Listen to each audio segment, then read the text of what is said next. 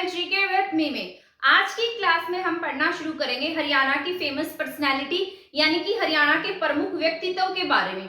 ये क्लास आपकी बहुत इंपॉर्टेंट है। इसमें सभी जितने भी पॉलिटिशियंस हुए हैं, जितने खिलाड़ी हुए हैं या कोई भी ऐसा व्यक्ति जिसने हरियाणा को लेकर बहुत अच्छा काम किया है, उन सब के बारे में हम आज की क्लास में पढ़ लेंगे। ठीक है, क्या पता इसमें से आपके एग्जाम में कुछ आ जाए, क्योंकि ये जो टॉपिक है ये बहुत इंपॉर्टेंट है और एक दो पर्सनालिटी के बारे में आपके एग्जाम में जरूर पूछा जाता है। ठीक है, तो शुरू करते हैं हमारी आज की क्लास। सबसे पहले मैंने लिखा है पंडित दीनदयाल शर्मा। पंडित दीनदयाल शर्मा का जन्म 1763 ईस्वी में झज्जर में हुआ। ठीक है, और 1837 में क्या हुआ, इनका निधन हो गया था और इन्होंने झज्जर में सनातन धर्म की शाखा रखी। ठीक है, तो अगर आपसे पूछा जाए सनातन धर्म के संस्थापक कौन है, तो आप क्या टिक करेंगे, पंडित दीनदयाल शर्मा है। ठीक है, इन्होंने रिफा ए आम नाम की एक सोसाइटी भी बनाई थी। क्या बनाई थी, रिफा ए आम, ये इनकी एक सोसाइटी थी। और किसकी शाखा रखी इन्होंने, सनातन धर्म की शाखा रखी है।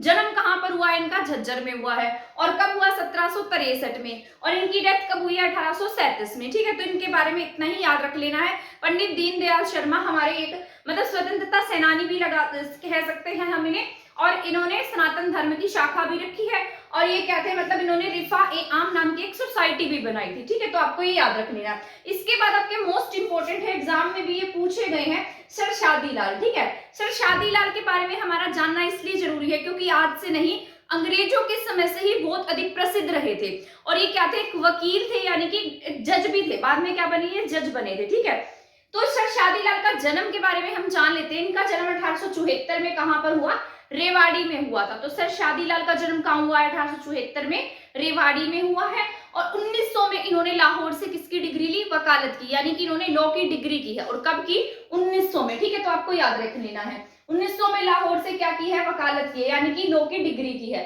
इसके बाद अंग्रेजों ने इन्हें 1909 में राय बहादुर की उपाधि से सम्मानित किया। कौन सी उपाधि मिली थी इन्हें, राय बहादुर। और इन्हें नाइटहुड की उपाधि से भी सम्मानित किया गया था। कौन सी उपाधि, नाइटहुड की। ठीक है, अब तो उपाधियों का अंत हो चुका है, मैंने आपको पढ़ाया भी है। आर्टिकल 18 के तहत उपाधियों का जो है वो अंत कर दिया गया, क्योंकि अंग्रेज जो होते थे ना, वो हमें हम इंडियंस को खुश करने के लिए क्या कर देते थे, उपाधियों से सम्मानित कर देते थे। ठीक है, और इससे लोग कई लोग ऐसे थे जिसमें इन उपाधियों को लेकर थोड़ी सी उनकी मानसिकता बदल गई थी और उनमें थोड़ा अहंकार आ गया था। इसलिए भारत सरकार ने क्या किया, जितनी भी अंग्रेजों के समय की उपाधियां थी उन सबका क्या कर दिया है, खात्मा कर दिया है। और अब अगर आपसे पूछा जाता है ना, किसी एग्जाम में पूछ लेता है क्या भारत रत्न, पद्म भूषण, पद्म विभूषण उपाधियां हैं, तो ये आपकी उपाधियां नहीं है, ये एक तरीके का सम्मान है। ठीक है, तो आपको ये याद रख लेना है। ठीक है, यहाँ पर हम पढ़ रहे थे 1909 में राय बहादुर, कौन सी उपाधि मिली है इन्हें, राय बहादुर की उपाधि मिली।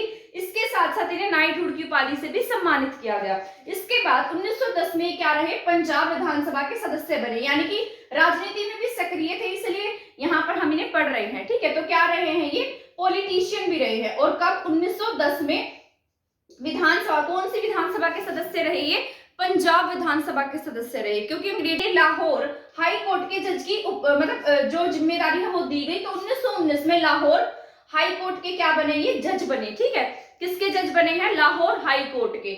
तो लाहौर हाई कोर्ट जो था ना, ये पंजाब हरियाणा का जो आज का हाई कोर्ट है, ये पहले किसके रूप में जाना जाता था, लाहौर हाई कोर्ट के नाम से जाना जाता था। और कहां पर था ये, लाहौर में था। 1947 में जब हमारा देश आजाद हुआ, यानी कि जब इंडिया और पाकिस्तान का बंटवारा हो गया, तो हमें जो लाहौर में हमारा हाई कोर्ट था उसको इंडिया में लाने की जरूरत पड़ी।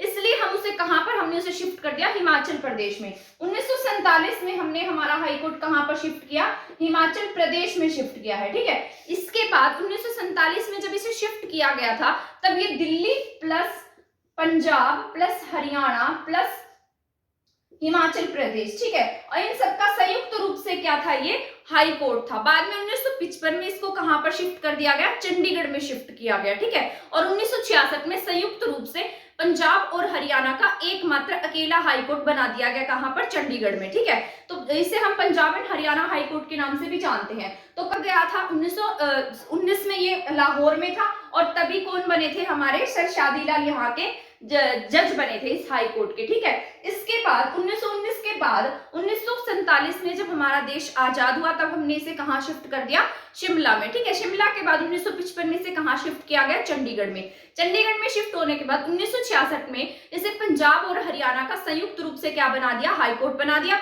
और दिल्ली का अपना अलग से हाई कोर्ट बन गया, ठीक है। तो एक अकेली ऐसी यूटी आपकी दिल्ली है जिसका खुद का हाई कोर्ट है। बाकी जितने भी यूटी है ना उन सबका हाई कोर्ट अलग अलग है, यानी कि किसी का किसी स्टेट में है। तो उनकी यूटी का जो हाई कोर्ट है, उनके यूटी का खुद का हाई कोर्ट नहीं है, सिर्फ दिल्ली का हाई कोर्ट है। और दिल्ली का हाई कोर्ट कब बना था, 1966 में बना था, आपको याद रखना है, ठीक है। इंडियन पॉलिटिक्स के पॉइंट ऑफ व्यू से आपका जरूरी क्वेश्चन है। इसके बाद 5 साल तक प्रीवी काउंसिल के सदस्य रहे। प्रीवी काउंसिल कौन सी होती थी, प्रीवी काउंसिल के बारे में आपने पढ़ा होगा कि ये जो अंग्रेज थे, अंग्रेजों के समय में हमारे यहाँ एक सुप्रीम कोर्ट काम करता था, पर उसके लिए जो आखिरी अपील थी ना वो सुप्रीम कोर्ट में ना होकर कहाँ होती थी, प्रीवी काउंसिल लंदन में होती थी, है ना। आज तो हमारा आखिरी अपीलिएट सुप्रीम कोर्ट है जो आपका दिल्ली में है ना, पर उस समय ऐसा नहीं था। उस समय आखिरी अपील कहाँ होती थी, आपके लंदन में होती थी। तो लंदन में ये प्रीवी काउंसिल के क्या बने, 5 साल तक सदस्य रहे। कौन, सर शादीलाल। 1945 में क्या हुआ, इनका निधन हो गया, ठीक है। तो ये कितना इंपॉर्टेंट है आपके एग्जाम के पॉइंट ऑफ व्यू से। सर शादीलाल का जन्म कब हुआ, 1847 में, कहां पर हुआ है, रेवाड़ी में। इसके बाद 1900 में लाहौर से इन्होंने लॉ की डिग्री प्राप्त की। 1909 में राय बहादुर की उपाधि से सम्मानित किया गया। 1910 में पंजाब विधानसभा के सदस्य बनते हैं। 1919 में ये लाहौर हाई कोर्ट के जज बनते हैं, ठीक है। 1919 के बाद 1945 में क्या हो गई, इनकी डेथ हो गई, और प्रीवी काउंसिल के भी क्या रहे हैं, ये सदस्य रहे हैं, ठीक है। तो ये आपको याद रख लेना है। 1874 में पैदा हुए हैं, 1945 में इनकी डेथ हो गई है। इसके बाद मोस्ट इंपोर्टेंट आपका चौधरी बंसीलाल, आपके हरियाणा के सीएम, आधुनिक हरियाणा के निर्माता है ना। इन्होंने बहुत अच्छे काम भी किए हमारे हरियाणा में। बहुत हरियाणा को आधुनिक मतलब आधुनिक निर्माता की बात की जाए तभी हम किसका नाम लेते हैं, चौधरी बंसीलाल जी का नाम लेते हैं। इनका जन्म 26 अगस्त 1927 को कहां पर हुआ, गोलागढ़ भिवानी में हुआ, ठीक है। कहां जन्मे थे ये, गोलागढ़ भिवानी में। इन्हीं की बेटी जो किरण चौधरी हैं, आप जानते भी होंगे उन्हें, ना। तो इनका जन्म कब हुआ, 26 अगस्त 1927 को हुआ है गोलागढ़ भिवानी में। तो चौधरी बंसीलाल जी जो हैं ये क्या रह चुके हैं, रक्षा मंत्री रह चुके हैं और रेल मंत्री रह चुके हैं, ठीक है। रक्षा मंत्री ये तब थे जब हमारे देश में 75 से 77 में इंदिरा गांधी के समय में इमरजेंसी लगी थी, है ना। तब उस समय ये क्या थे, हमारे रक्षा मंत्री थे। और ऐसा माना जाता है कि जो इंदिरा गांधी के बेटे हैं ना, संजय गांधी, उनके ये बहुत अच्छे, मतलब उनके साथ में इनके बहुत ही ज्यादा अच्छे संबंध थे, ठीक है। मतलब जो संजय गांधी थे ना वो इनसे पूछे बिना कोई भी काम नहीं करते थे। तो चौधरी बंसीलाल का जन्म कहां पर हुआ, कब हुआ है, गोलागढ़ भिवानी में, 26 अगस्त 1927 को। सेंटर में रक्षा मंत्री और रेल मंत्री रह चुके हैं।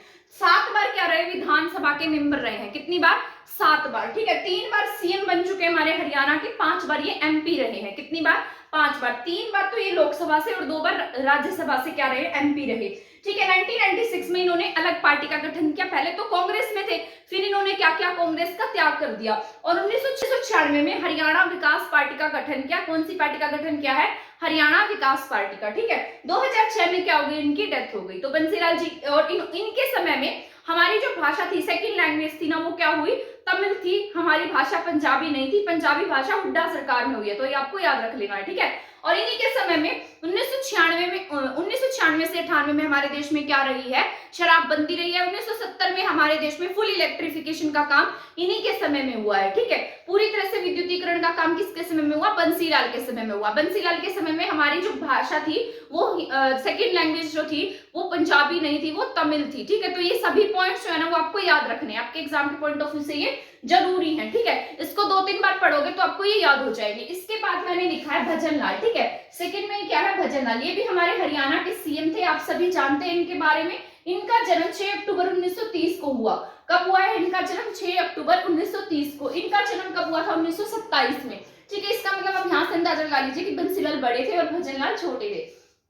तो भजनलाल जी का जन्म 6 अक्टूबर 1930 को। ये इनका जन्म तो कहां पर हुआ था, पंजाब के बहावलपुर में हुआ था, तथा बाद में ये कहां पर आकर रहने लगे, हिसार के आदमपुर में। आदमपुर इनकी कर्म भूमि है, ठीक है। यहाँ पर इन्होंने बहुत अधिक काम किया। 2007 में कांग्रेस से ये अलग हो गए। पहले ये भी किसमें शामिल थे, कांग्रेस में शामिल थे।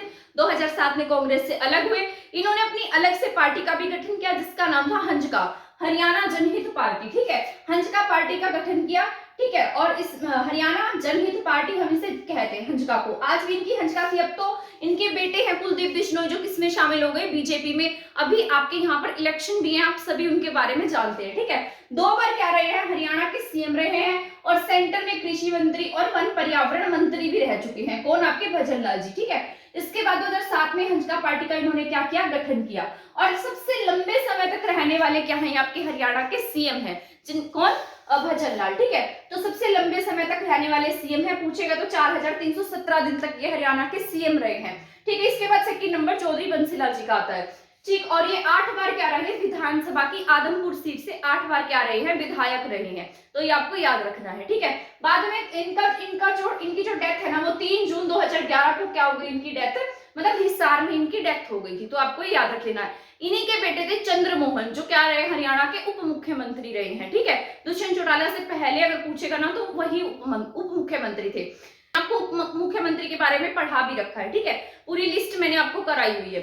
इसके बाद है सुषमा स्वराज। सुषमा स्वराज जी भी बहुत इंपॉर्टेंट है, ठीक है। ये इनका जन्म कब हुआ, 14 फरवरी 1952 को। और कहां पर हुआ था, अंबाला में जन्म हुआ, किसका, सुषमा स्वराज का। और इन्होंने जो पीयू है ना, पंजाब यूनिवर्सिटी है, वहां से लॉ की डिग्री प्राप्त की थी, ठीक है। मतलब मैंने जितने भी ये पॉलिटिशियंस देखे हैं ना, इन सबने कहीं ना कहीं से लॉ की डिग्री जरूर की है, ठीक है। तो मतलब जितने भी इंपॉर्टेंट है या पहले के टाइम में, जैसे गांधी है, नेहरू है ना, अंबेडकर जी हैं, तो ये जितने भी पॉलिटिशियंस थे, सबने कहीं ना कहीं से क्या की, लॉ की डिग्री की थी। तभी मैंने तो मतलब ये मुझे ऐसा लगता है कि कभी कभी ऐसा लगता है कि लॉ की डिग्री कर लेनी चाहिए थी। मतलब हमें अगर ग्रोथ चाहिए, आगे जाना, तो पता नहीं लॉ की डिग्री क्यों इतनी इंपॉर्टेंट मानी जाती है। तो अंबाला से इन्होंने क्या की, लॉ की डिग्री की, है ना। और इसके बाद ये 11वीं 12वीं और 13वीं लोकसभा की क्या रही है, सदस्य भी रही है, ठीक है। क्या रही है, 11वीं 12वीं 13वीं लोकसभा की सदस्य भी रही। और ये 7 बार क्या रही है, एमपी रही है। कितनी बड़ी बात है, ये 7 बार क्या रही, एमपी। 3 बार एमएलए बनी। और इनकी एक मेन बात ये है कि 25 जब ये 25 साल की थी, सबसे कम उम्र में युवा कैबिनेट मंत्री बन गई थी, ठीक है। तो इन्होंने देखिए, आप यहाँ से अंदाजा लगाइए कि इनकी जो ग्रोथ थी, यानी कि इन्होंने कितनी मेहनत की यहाँ तक पहुंचने के लिए। और सबसे कितनी कम उम्र में ये मंत्री भी बन गई, मिनिस्टर बन गई, है ना। यंगेस्ट कैबिनेट मंत्री बनी थी ये, कब, 25 साल की उम्र में, ठीक है।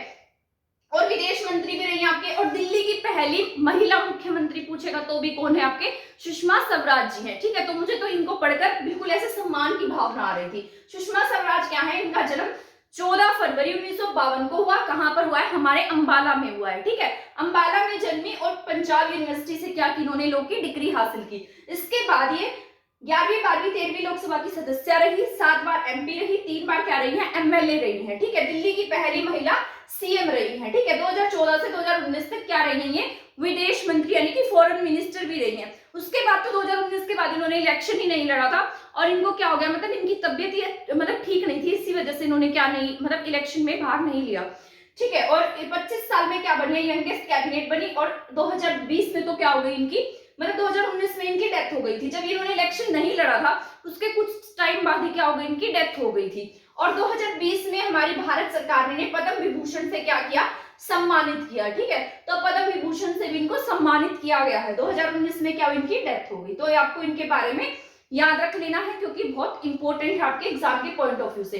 क्योंकि इनमें से कोई भी क्वेश्चन घुमा फिराकर बना देगा, और जिसने इनके बारे में डिटेल से नहीं पढ़ा होगा, या जिसने सिर्फ ऊपर से पढ़ लिया होगा कि सुषमा स्वराज अंबाला से, सुषमा स्वराज अंबाला से, सुषमा स्वराज दिल्ली की पहली मुख्यमंत्री है, मतलब ऐसे रट्टे लगा लिए होंगे और इसको डिटेल से नहीं पढ़ा होगा, कंसेप्ट क्लियर नहीं किया होगा, तो वो इसको कैसे टिक कर पाएगा, है ना। आप यहाँ से अंदाजा लगा सकते हैं। इसके बाद मैंने लिखा है देवीलाल। देवीलाल भी हमारे हरियाणा के क्या रहे, सीएम रहे हैं। और ये क्या रहे हैं, मतलब देश में उप प्रधानमंत्री के पद पर भी रहे थे। सबसे मतलब ये बहुत मतलब अनपढ़ थे, बिना पढ़े लिखे थे, और फिर भी देखिए आप देश की कितनी ऊंची पोस्ट पर जाकर ये बैठ गए। इन्हें प्रधानमंत्री की पोस्ट मिल रही थी, लेकिन इन्होंने प्रधानमंत्री की पोस्ट को त्याग दिया और कौन सी पोस्ट ली, उप प्रधानमंत्री की, ठीक है। 25 सितंबर 1915 को तेजाखेड़ा गांव में पैदा हुए, बाद में चौटाला गांव में आकर ये रहने लगे थे, ठीक है। और ये स्वतंत्रता संग्राम में इन्होंने भाग लिया, गांधी जी के साथ में इन्होंने भाग लिया, है ना। जैसे सविनय अवज्ञा आंदोलन था, असहयोग आंदोलन था, मतलब सविनय अवज्ञा आंदोलन था, भारत छोड़ो आंदोलन था। तो इस तरीके के सभी आंदोलन में इन्होंने भाग लिया है। इन्होंने 1930 में क्या बन गए, ये घर छोड़कर क्या बन गए थे, स्वयं सेवक बन गए थे।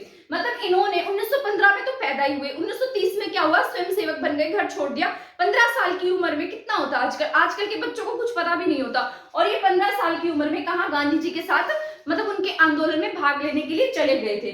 ठीक है, 1952, 1957, 1962 में विधानसभा के सदस्य रहे हैं। और चौधरी देवीलाल मतलब एक बार इन्होंने रोहतक लोकसभा से और एक बार सीकर लोकसभा, दोनों लोकसभा क्षेत्र से इकट्ठा फॉर्म भरा था। किसका, लोकसभा का, यानी कि दोनों सीट से इलेक्शन के लिए खड़े हुए थे। और मतलब देखिए इनकी पर्सनालिटी देखिए, मतलब लोग इन्हें इतना पसंद करते थे कि रोहतक की लोकसभा सीट से भी जीत गए और सीकर की लोकसभा की सीट से भी जीत गए, तो दोनों लोकसभा सीट इन्होंने जीती थी। और बाद में इन्होंने रोहतक की सीट को त्याग दिया था और सीकर की सीट रख ली थी। ठीक है, तो ये आपको याद रख लेना है। और वहां पर इन्होंने ऐसे कहा था कि मैं किसकी पेंशन मांगूंगा, ऊंटों की पेंशन। ठीक है, तो ऊंटों की पेंशन भी इन्होंने शुरू की थी। और हमारे यहाँ पर बुढ़ापा पेंशन भी चौधरी देवीलाल जी ने ही शुरू की है, तो आपको ये पॉइंट्स याद रखने हैं। ठीक है, इसके बाद 1987 में इन्होंने चुनाव लड़ा था, जिसमें 90 में से 85 सीट इन्हें मिली थी, तो कितनी बड़ी बात होती है ना।